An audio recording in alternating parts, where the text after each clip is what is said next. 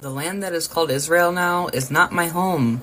It's not my ancestors' home. It's Palestinian. This guy takes a DNA test. And guess what? Turns out he's 88% Ashkenazi. I am 88% Ashkenazi. A Jewish teenager from the US recently traveled to Israel, and what he discovered about his ancestry challenged his long-held beliefs.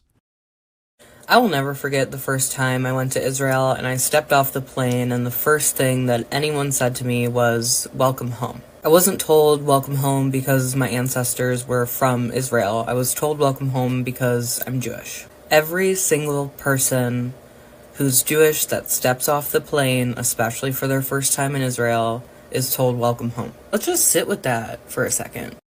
So to unravel the mystery behind his background, this guy takes a DNA test. And guess what? Turns out he's 88% Ashkenazi Jewish, tracing his roots all the way back to Eastern Europe. This shakes up the whole idea that being Jewish is all about Israel. This right here, this is my actual ancestry. I am 88% Ashkenazi Jewish, and none of my ancestors are from the Middle East. The land that is called Israel now is not my home. It's not my ancestors' home. It's Palestinian.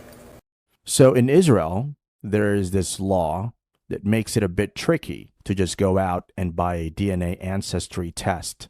It's not like you can't do it at all, or that's what they say. But you need a special permission from a court to get one. Why? Well, as they say, it's mostly because there's a worry that if people start digging into their genetics, it might stir up some drama in families or mess with how people understand their heritage.